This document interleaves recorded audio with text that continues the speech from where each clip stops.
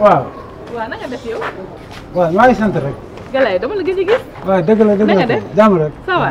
alhamdulilah. waaw Galaye fan yëpp dama lay woo doo jël lu tax. waaye dama amul téléphone nag. ah waaw ça fait un mois yi nii amul téléphone. ah loolu la kay. téléphone moo jaar. mais yow ak Talla xam nga ngeen fexe ba ma engagé wu si lii da ngeen ma war continuer accompagner mais gisatuma leen yéen ñaa ñëpp. te parrainage yi léegi date de dépôt bi commencé dugg. xam nga Talla moom temps yi daa nekk si ay problème. waaw loolu kay yëg naa ko.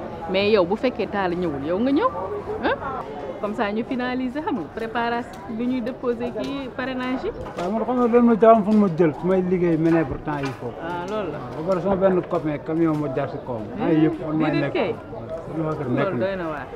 mais même su fekkee da ngay manœuvre Galaye dimbali ma ngay ñëw kër ga par ngoon ñu finaliser. incha allah ak stratégie ñu nar a teg. incha allah incha allah. parce que parrainage léegi mu jot aussi. incha allah rabbi dinaa fi ñëw. dinaa la xaar. waaw waaw incha allah.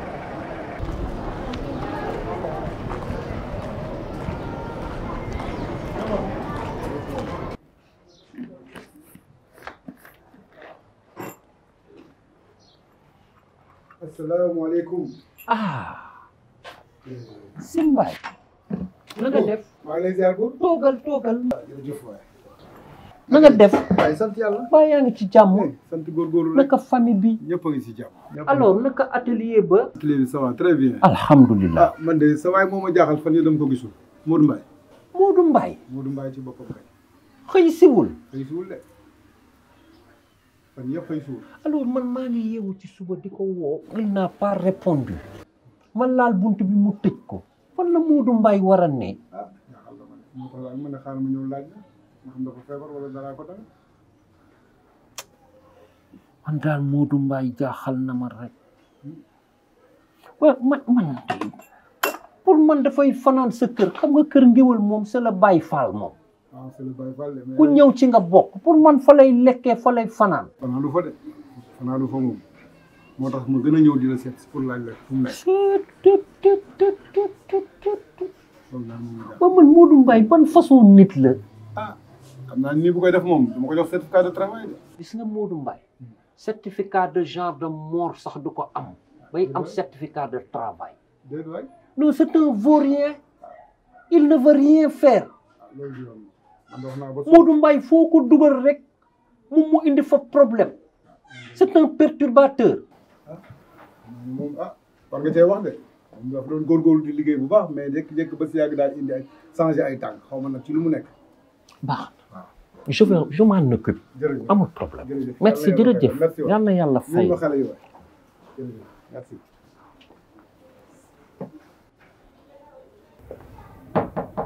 salaamaaleykum. ah. na def. ça va. waaw dëkk tey. ça va sant alhamdulilah. ça va bien merci. doxal. ça va merci beaucoup. ça va na ngeen def nag. ça va ñu ngi lay ziar. ça va naka Ndakaaru. alhamdulilah. ok. ça va. ça va sant alhamdulilah. bon c'était juste dama ñëwoon rek par rapport ak ci liggéey bi ma nekkoon. oui parce que am na daal loo xam ne fexe naa ba jéem ko. maanaam daal sosal naa ko bu baax sax moom daal daam laa. bu baax sax sosal naa ko bu baax a baax. parce que dama ko xool moom ak âge bi mu am elle vit seule. amul jëkkër amul doom. bon ma ne kii daal affaire am louche na quoi dinaa war a mën a bind ci moom dara. waaw ci vie privée am daal laa dugg vraiment ba def loolu ma fa jot a def daal. d'ailleurs sax def naa ci benn kii. sosal naa ko daal vraiment. waaw.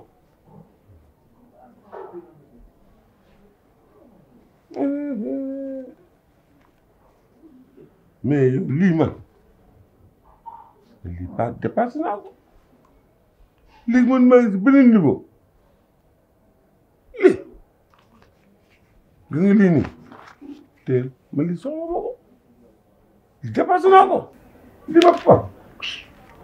ak tout le travail que j'ai fait. ban travail. li ma ci daj yëpp. mais yow travail doo ko indi au moment opportun nga xaar bu kenn xamul. ma travail mu lii soxla ma ko. bon waaw léegi nag. léegi lan. su ma reliquat. ban reliquat yow ban reliquat. mais bindee si liggéey bi. yàpp xaj yaa ngi koy soof au moment opportun boo ko indiwoon sax lii mais lii xalaatuma ko sax man maa ngi si beneen étape mais bii étape. ok. nga may wax résultat. opportun nga ma wax. c'est au moment opportun laa lay wax. ok gis nga le vieux naa la wax benn affaire. gis nga problème bi. ce n'est plus yow ak la dame là. c'est qui. maintenant c'est man ak yow. man ak yow. oui toi et moi. yow moo Jeune Afrique. Jeune Afrique. waaw. yow du xam nga ma maag yow bokk quartier bi. waaw. gis nga yow su ma paree ci yow su ma bindee ci yow ba pare. naa la xamal leen fii dootoo fi tekki dara. yow boo bindee lu la neex. boobaa di nga xam man kii je suis. ok man yow faale ma la sax yow waaw. mais c'est quoi. su ma paree ci yow. yow daal ma ne de. waaye mun mos naa gis de. ma dama soxla loolu. waaye merde. Fall lu xew Fall ba nga sens bi. mais le vieux là. waaw gis nga li ma def. le vieux lan la. mais ma dem fa di ko yóbbul papier bi ma def ci femme bi. mu may wax naan ma ay passé naa yi dépassé naa yi xaw ma lan ak lan noonu. et puis ma koy laaj su ma reliquat mu naan ma reliquat amu fi. paa bi loolu la wax. c'est ce qu'il m'a dit. léegi amul problème man loolu dinaa ko lijjanti loolu du problème ci man dinaa coacher. non xam nga ni ñuy def. n'est-ce pas man maa bindoon sur la dame là. waaw dinaa ko rectifier bind sur le vieux. le rectifier. li ma defoon ci dame bi. waaw moom laay indi ci. yow attends yow toi tu t'as parlé Fall noo mënee bind ci dame bi barki Demba Ndiaye bëgg a bind tamit ci vieux bi mais tamit da ngay yàq sa crédibilité. mais sama reliquat nag. yow xaalis moom moo la gënal sa carrière ba boo waxee kenn du la déglu am na loo xamante ne yow waroo ko sax xalaat a def. en plus nee naa la paa bi moytu ko ndax bu la yóbbee procès diffamation femme bi yóbbu la procès diffamation mi ñaari procès te nee naa la bu paa bee gën a metti ndax da lay tëjlu doo am liberté provisoire am na loo xamante ne waroo ko xalaat sax def ah affaire bi nañ ko lijjanti tempo ci dal man dinaa def samay pexe ba paa bi yëkkati xaalis teg ko sama loxo ma ñëw jox la ko jàmm na ñooy. duñ ko gérer. non dinaa ko gérer xanaa xamee tooma nag. dégg naa. am problème. merci monsieur Fall. jaajëf Fall. merci cootu.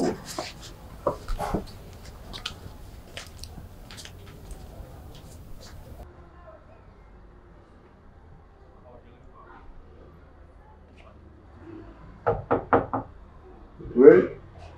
non mais père. waaw. Ndakaaru. père gis nga bu ma doon ñëw damaa waaxu ba sonn. Fall. suba teel la ñëw sama kër fekk maa ngi dégg. Fall ñëw na fi. kon dafa jóge fii ñëw sama kër. ñëw di ma wax ay affaire reliquat. reliquat fay ma reliquat xaw ma la. mais père yoon la. bind na. jox ko reliquat. reliquat wu lan. ndax moom li nga ko santoon def na ko. ci sama moment bi laa soxla woon. au moment opportun ñëwul. mais père nag au moment opportun fu mu nekk nii lu mu bind mi ngi def écho de. ban école la. non mi ngi gàddu coow li fu mu nekk nii. mi ngi def bruit ci quartier bi de lu mu bind.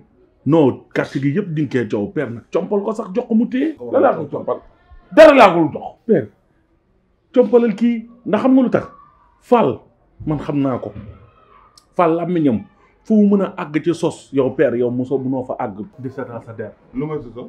et puis am na nee na ku fa ñëw di ko seet si benn géwél boo xamante ne ci quartier gi la dëkk doon xool digganteem ak maire bi lu mu bind fu mu ko teg ak yooyu ak ku ko wax ak yooyu noonu te xam nga kooku buur la te coow loolu noonu bu remonté su ñun problème la ñuy indil fii ci quartier bi. gis nga ñooñu ngeen def lu leen neex man faalewu ma leen moom Fall ak géwél géeg ñoom ñëpp dañ def lu leen neex man faalewu ma leen gis nga Fall moom yow Fall yow amu fi ñaari problème diffamation. mais attends yow père. noo def ba xam ni Fall dafa am ñaari procès de diffamation. yow procureur ko xaritam procureur may xaritam ka su ko porté plainte si prison bi lay dee. ndax li mu wax lépp dama ko enregistré. ko enregistré. moom Fall. Fall nga enregistré. dama ko enregistré xam lépp. moom fii képp ku fi ñëw loo wax dama lay enregistré. ka sa saal bi. waaw ma sama jabar sax dama koy enregistré. waaw. non père nag yow foo ma xool nag yow. dama leen faa léewuma leen faa xool faa léewuma leen xaar ma sàng ñëw ñu dem.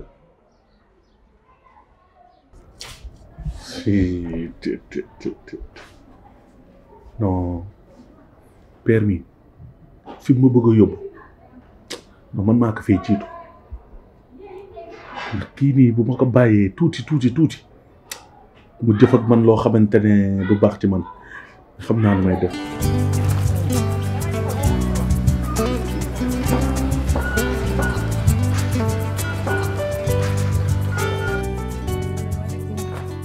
Aïda na nga def baa yaa ngi ci jàmm toogal déedéet dama tëdd nii rek maa ngi fi alhamdulilah waaw eggaguma kër ga ma ne naa ñëw seet si moo ne di woote yàlla gën bu nit dama ne woon dama lay woo nga ñëw fi xam nga xale yi journaliste bële waaw demoon naa fa mais fekk ma ko fa nag léegi man laajte patron moom mais dañ ni ma dafa génn alors léegi ñu jox ma numéro mais xale yi dañu saay lool waay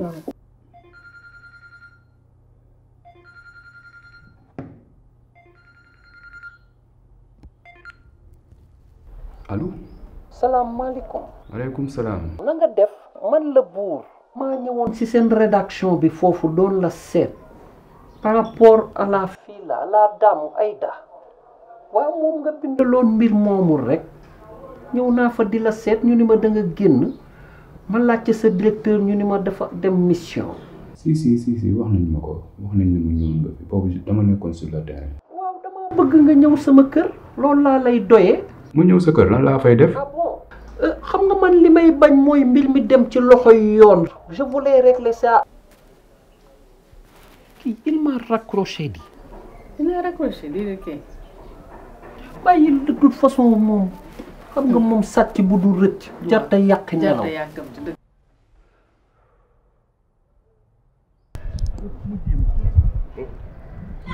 bi kay ni koy tegee di ko doxalee. loolu moom moo ma yëgal. élection la gëm il faut que nga maîtriser koñ. non man kay maîtriser koñ bi loolu biti la fanaan. waaw mais man enregistré bi kon yow képp ku dugg sa biir kër yaa ngi koy enregistré. waay képp lu ma wax ak nit li ma def ak nit enregistré. mais yow loolu yow te lu tax yow nga koy def. damay xam su ëllëg mu teg la vaar na la xoolal yaa waxoon. mais père di vaar tamit ba di vaar sa soxla. ba soxla sax daf koy def bu lu mu wax enregistré naa lu ma defanteeg moom enregistré naa yow gis nga adduna noonu la demee. fi mu toll fii ci àdduna. gis nga wóor ndomb boo koy def. il faut nga xam gas sa gas. te gas sa gas la kër naa mbaa ngi ni tam. kër naa ban déglu kay. waaw kër naa mi ngi. yow kay imam lay seeti. imam kay. waaw père. imam lay seetuma naayam. yow imam lu mu la fi wax fii yëpp. na ne ba mu demee nga xam. père am nga fi di kër imam. nan dem rek seen bàyyi maag imam bu demee nga xam lépp di dëgg la. waaw kon imam ak waaw nan dem. waa buur waaw mbirum Talla nag Talla daal maa ubbi sama téléphone rek yem si image yu doy waar bu xam nga man nag yooyu duma ko gis ndax man sama portable su 10 000 bii laa yore wooteeg sànni message. looloo tax kay nekkuma ci benn réseau yow yëpp. quartier bi yëpp Talla la ñuy waxtaane yow gis nga Talla jëmmam. ma ne la maa ko gis sama téléphone dama ko rës a wane sax ndekete benn xale bu jigéen lañ ko booleel waaw Talla def naka sudul noonu waaw. ñu tas ko nag ci réseau yi ay waay yow jëfin gi waa Sénégal jël léegi ñaaw na di. torop ñoom daal filmer nit daal léegi mooy succès. weer nit xas nit saaga ko looloo fi marque de fabrique léegi. lii moo tax mu may nëbbatu fan yii yëpp mën ma fexe ba jot ko su ma ko woowee mu daw ñii la lépp ñoom la j'en suis convaincu. fi mu toll nii lu ne ñu ngi koy def pour bëgg a jotaat ci chef de quartier bi waaye xamul ñu ne yàllaa leen ëpp doole lii ñu def Talla mais xam nga nag li ma lay conseiller mooy di ko conseiller sama bopp ak képp ku ko bëgg ñu bañ ko daal persécuter parce que mën na koo tax a tuxu mën na koo tax a xaru mën na ci am dépression Talla moom ku ko indiwaat la soxla ak di waxtaan ak moom ndax lii xës a dem ci internet bi dootu ci deñ dootul dañ ñaaw na trop ñaaw na trop ay téeméeri at la fay def nga yàq viiwu doomu jàmbur mu war a am njaboot am lépp ay doomam màgg ba di ko gis ñu leen koy xase Sénégal nañu xool li ñuy def lépp di nga ko layoog yàlla man léegi daal bàyyi man dinaa xam nan laa koy approché xam naa heure li may dem këram ma dem waxtaan ak moom dinaa ci am solution man kay solution wu mu denc ci internet bi laa mënatul rek waaye waxtaan ak Talla dinaa ko mën waaw dégg nga te ñun ñëpp lañ def attention nag on n'est pas à l'abri ndax ay say-say lañu ko séqal nii ñu bon lañu waaye waa acca yàlla na la yàlla teg ci yoonu jàmm dëggal leewte waaye gaa ngeen def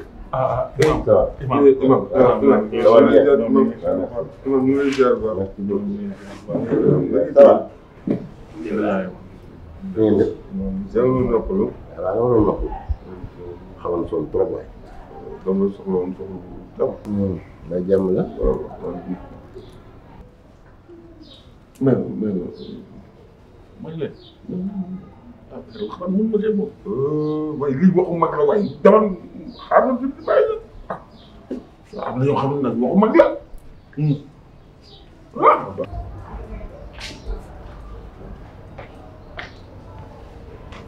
waaw yow dama la seet si woon am waxtaan boo xam ni daal yow rek yaa ko mën a waxtaanoon ndax yéen ay porteur de voix ngeen dëgg la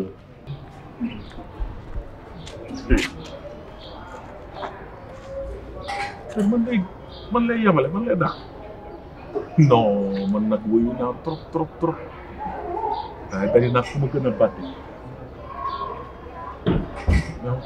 chef de quartier gi ma doon dañ dem koy yóbbu à la vote léegi dañuy dem vote chef de quartier de waaye dëkk bi ñoo koy voté waaw de gannaaw yow mii imam yéen nit ñi dañ leen may ndox déggal leen dëgg la loo leen wax nit ñi dañ koy def de dama bëgg nag ñëw si yow ni que bés bu ñu eggee si mbirum vote bi yow nga far ak man ma bëggoon sax bu ko defee xutba ajjuma yi nga yëgal leen sama baax bu soobee yàlla ñëpp dinañ ko dégg dinañ topp sa ginnaaw waaw imam man loolu moo doonoon sama ay tànk dëgg la imam waaw man xam naa ne yow yaay man maa yow damay dëgg waaw waaw waaw léegi nag bu ko defee dama projeté woon def 12 cantines si entour jumaa ji cantine yooyu daal bu paree mën naa yëkkati ñaari cantine jox la ñaari cantine boo xam ne sax yow yaa koy seet ñetti cantine non ñetti cantine na bëri kat xam nga ko joxe xam nga moom askan bi ñetti ça apprendre waa laisser waaw mais loolu sax man moo xam loolu xam na ne man cantine yi loolu ma si loolu am sax man mën naa ko féeteeg yow wante raawul sax mën naa la jox bu ci eggee mën naa la jox ñetti cantine amul benn problème incha allah daal wante dama bëgg xutba yi bu ko fàtte de imam ne vous en faites pas xutba yi nga wax waaye dëkk bi ñu xam samay baax ñëpp dinañ ko dégg bu soobee yàlla ndax la nga fiy def ñu ngi koy gis waaw damay egg noonu rek waaye ñëpp ñu ngi ko dégg waaye léegi nag maa ngi dem mais dem naa fi dellu si waat ñu waxtaan bu baax a baax waaw man sax damaa bëggoon sa sànc yooyu daa bëgg nga jox ma ko ma gérer waaw imam yu ba mën ngaa gérer mooy yéen man naam nga yore entrepreneur lépp laa yor waaw bu ci eggee incha allah naan la bu ci eggee incha allah wante nag imam bu fàtte xutba yi de waaw jërëjëf waaw maa ngi dem kon yaa ngi dem maa ngi dem waaw kon naa fa def naa fa del ñu gën a waxtaan jeex na jërëjëf jàmm xewal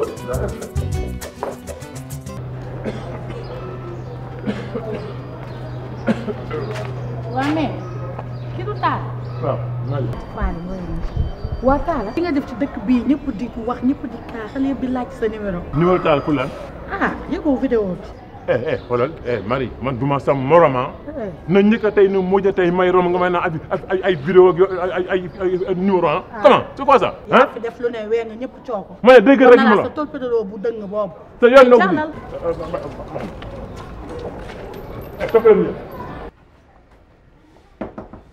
oui. Damel yow nekkate yow doo touché wu Damel yow Damel bett nga ma. yow xanaa loolu balaa nga ko nuyoo. maa nuyuwul nuyu ma laa maa nuyuwul yow nekkate yow doo dara yow jàmm dëgg mooy yow ah yow lu ñu waxante yow maa yow ah ma xëy suba vidéo yow ñu partagé ko te loolu du kenn ku dul yow yaa ngi dégg Marie Gueye nga xam ne moo gën a réew si ko koñ bi fii laa tasante léegi ñëw naan ma samay copine yi nee nañ nga jox leen seen numéro man ko numéro pour lan pour ñu vidéo bi ñu gis ah comme nag lii am na te vidéo baa taxoon yow nga téema lenn nag laa bëgg nga dem ma dem yaa ngi dégg voilà c'est tout voilà yow jàmm dëgg nga yow nag da yow ah Talla lalaay toog Talla man sama doom nga vidéo bii partagé wu ma ko man su may partagé sama vidéo comme li ma la wax rek si internet bi laa koy dugal Sénégal Côte d'Ivoire fépp a koy jot man si réseaux sociaux yi laay dugal sama vidéo ni si boobu laay def nu da ngay dem dafa na jaam laa dama jum di la wax nag wax day tegginu man sa baay laa am na yenn wax yow waroo am di ma ko adressé. dama juum. ndax la. dama juum nag dama juum yow sama papa ngay wécc dama juum. am na yoo xam ça ne te fait pas de. waaw maa ngi jëm bu baax léegi man maa ngi si ginnaaw rek soo yàlla man kañ maa ngi si ginnaaw moom waaw loo suba ba ngoon rek noonu laay def. léegi vidéo bi doo ko effacé. waaw mooy dama dem ba aux élections ba ma xam ni maa gagné. ma soog ko mën a génn si man. mais déjà de libéré. man duma genre boobu di nga gagné moom soo yàlla. incha allah maa ngi dem si chaise. waaw def naa Dakar mu ngi foofu sax. waaw baax na waaw Dakar mu ngi foofu. xët baaxul. waaw dégg naa la dégg nga ko. waaw dégg naa la